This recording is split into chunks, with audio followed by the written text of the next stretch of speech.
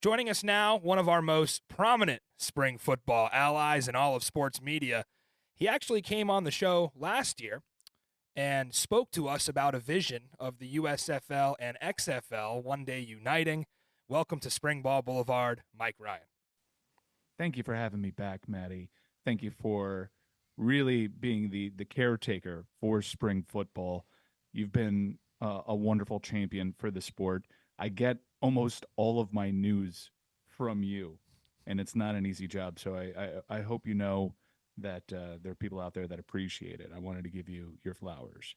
Well, thank you. I really appreciate that, and we appreciate you for tuning in. I wanted to start.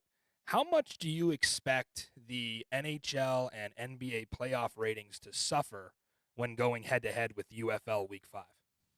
How have the ratings been trending? Again, keeping the theme of you educating me on some because I do think that there have been some missteps, and some of that stuff has been necessary because, look, I thought the most recent incarnation of the XFL really got the timeline down, and people were at a fever pitch for football. It made perfect sense to go from the Super Bowl right into spring ball, but all the latency that popped up with these two leagues merging has really put the league in a unique spot.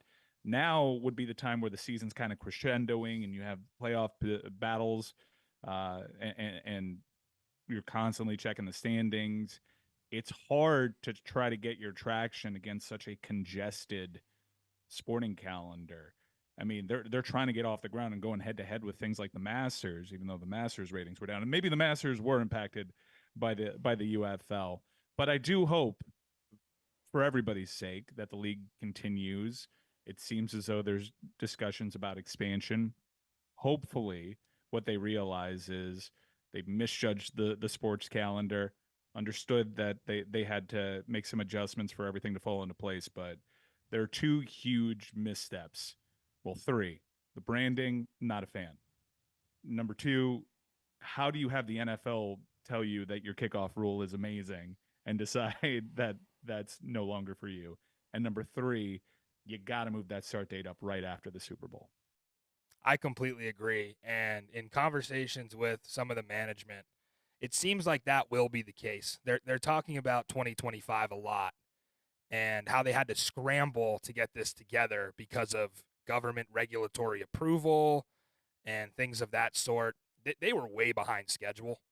And I think if we were a fly on the wall, we would understand a little bit more why it had to be March 30th. But going forward, you're right. Not acceptable. Has to be back to a week after Super Bowl, especially for the players who Yeah, are ultimately going to love that. Oh, 100%. I'm sure the league has a very quick antitrust rebuttal to why it is that they started. It is what it is. I'm happy that we have spring ball, but I also can openly acknowledge that this is not the greatest relaunch for these two brands. And again, I don't know how in your discussions the overall branding of the UFL has gone, but there was something special about that X. It just there was a brand equity and a brand loyalty, and I'm as passionate about the XFL as not. I'm not in your tier, but I'm tier two, and I felt such a brand loyalty, and I'm going for the XFL teams. And I still feel like it's us versus them. It's just weird to have it under this UFL umbrella, and I hope that they haven't spent too much marketing dollars on this whole UFL thing, and it could be something that could be reevaluated. Yeah, it's no secret that all spring football fans were most fond of XFL 2020, and it's been a struggle to get back to that. And you wonder if that has a lot to do with the money that Vince McMahon was willing to invest, or if it's just neglecting things like that bring a big time feel to the sport. Yeah, and I felt like more teams meant more recognizable names. You would have thought that the consolidation, and I do think the talent overall is pretty good, but you have some big marquee names in the world of spring football deciding that this isn't for them. You've covered that in episodes. I really loved your highly informative episode with AJ McCarron, where you realize that the steel workers union is actually representing all these spring ballers. But I think that there's a lot of good data points, Maddie, from from how the season has gone so far. I think that they miss certain markets. I'm sure that the dollars and cents say otherwise, but from a television viewing experience, I'd like to see more games. I I would like to see more creative windows. That's something that I really was quite fond of in the most recent incarnation of the XFL prior to this merger. Was they were taking hacks. It was all data mining, finding out which you'd have a random Thursday night game on FX, and it was just throwing a bunch of stuff against the wall to see what would stick. What would stick. And I know that they're kind of doing that with this regional window that they're trying out. It's all good, but man, the NHL, if you look at from just a quality of play and television ratings, it's ascending. You have good stories to tell, even with baseball, that has found ways to tweak their sport and make it a little bit more captivating. I know that the NBA is their arrow is not necessarily pointing up, but this is the marquee part of their season. A lot of challenges out there for the XFL and for the UFL, and going head to head in the Yeah. teeth of these to the teeth of these postseasons right now. I I can we punt on that? Can we reevaluate? Can we make it so that I, as a spring football fan, but a huge NHL fan, as you can see, and a huge sports fan, I'm often regulating the UFL to a fourth TV with no sound. And if I'm not watching with sound, I can't get the player awareness. I'm doing what I can. I have DK contests, and I'm betting on it, and I'm reading stats. But there's something to be said if you don't have a window where you're like the standalone sporting event at that time, you're putting your product in a tough position. And I was going to ask about the NFL kickoff now and how they kind of ripped that off from the XFL. What is the next thing that you see the NFL taking away from the XFL or even the UFL? Well, I hope it actually works the other way, Maddie. I hope that they realize that this is a good springboard into the league for some crucial roster spots. It's a good developmental league. They've been trying to get a developmental feeder system, and they have quite a good free one in college football.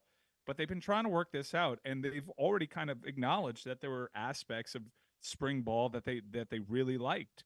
I love what I would love for the NFL, to answer your question more directly, and before I go on a tangent about the NFL actually pumping resources into spring ball, is the super challenge. I think is a great rule. You get to challenge anything, anything for one time, provided that you have a timeout. Like, I think that is a great rule. It'll inevitably open up a can of worms, and people will want more super challenges. But how many times when you're watching NFL ball are you frustrated when you hear a commentator inform you that that's not a reviewable play? Well, there's no Yeah. such thing with the super challenge. It's a great rule. I can't Because wait for ultimately, like the first fan base to have to, like, NFL fan base to have to deal with Dean Blandino explaining that he already reviewed the call, and if the coach would have challenged that, he would have flipped it. But that's not a reviewable play. But he's actually already looked at it, and he was waiting for that challenge to fly. Can you imagine? yeah, it does kind of have like a weird challenge inception to it, but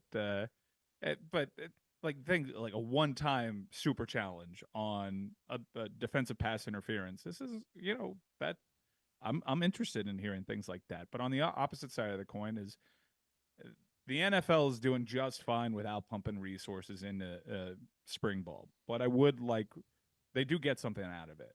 And football is the national pastime, and it stays in front of sports fans' eyes for another few months. I hope the UFL has marketing inventory stacked against the NFL draft to remind football fans that this thing is actually going. And I would just like for the NFL kind of to formally crown this merged leagues that I have a difficult time calling the UFL. Uh, I hope that they see that it's important and they decide to actually do something that they've never been inclined to do, and that's pump resources. Use it as a developmental system for coaches, for referees.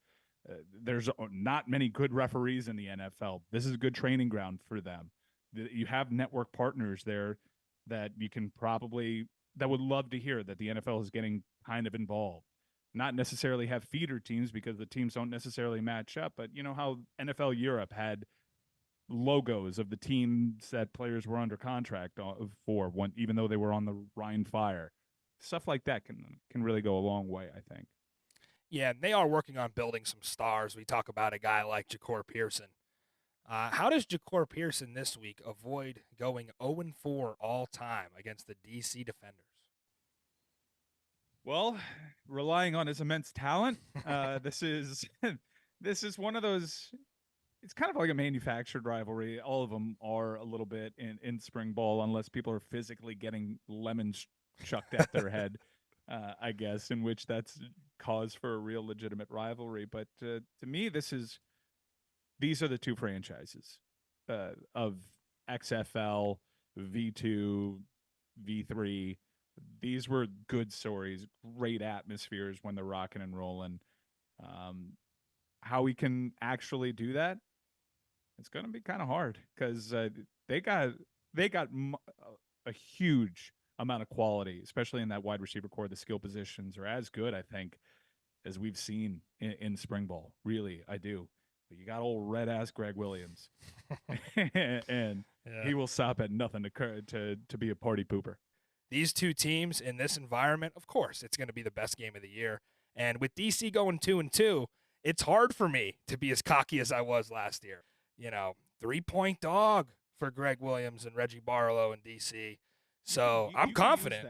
There you go. There's a bulletin board material right there. That's disrespectful. Everyone's talking about the skill positions that the Battlehawks have.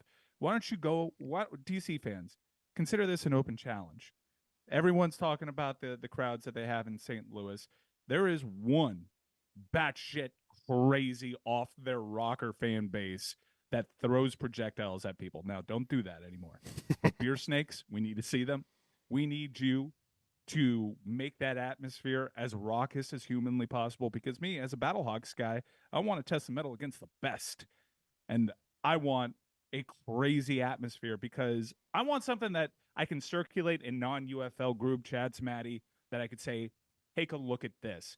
And that's what that DC crowd has done in years past. I know it's a slower start than you're used to, but get some juice to it, man. The people, the power of the people, the crowds that pop off the screen, the noise, the beer snakes. We need it all this weekend because this is about not just a big game between two good teams and two good fan bases. This is about keeping this sport alive, pushing it to that next tier. It doesn't happen without those great crowds. It doesn't happen without that crowd participation. And it doesn't happen without Greg Williams' chapped red ass.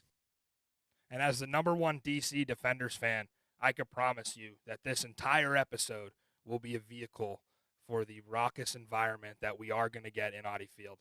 All right, let's do some UFL this or that. Okay. Mike Pereira or Dean Blandino? Ooh. We got both of them this year.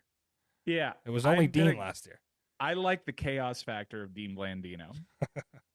I the nonsensical logic that Dean sometimes applies, and there are times that I'm left sitting in my home. Did he actually really say that? Did he actually? There's almost like a make good notion. There's like an open secret that there's this concept of make goods out there. Dean Blandino, and it's not particularly close because Dean Blandino sometimes will just have the biggest head-scratching moments that you could possibly have out of that fairly new broadcast position. Matt Corral or Adrian Martinez? Ooh, as a damn near 20-year veteran of fading Martinez's in college football, and really being confused as to what happened since Matt Corral left Ole Miss, I'm going to go with Adrian Martinez here. Would you rather have the title game in San Antonio or St. Louis like it is this year? St. Louis. Two good crowds, but St. Louis is, as we waxed poetic earlier, that needs – in fact, every championship game needs to be in St. Louis until another market proves they can do what St. Louis is doing. Well, Mike, before you go, I did want to ask for a friend. Let's say you received this wonderful XFL hat as a media gift at last year's championship game. So this season, you wore that hat while working in the press box of an unnamed UFL team. What would you say to the intern who demanded that you remove that hat because the XFL no longer exists? Wow. Yeah, just asking for a friend. Wow.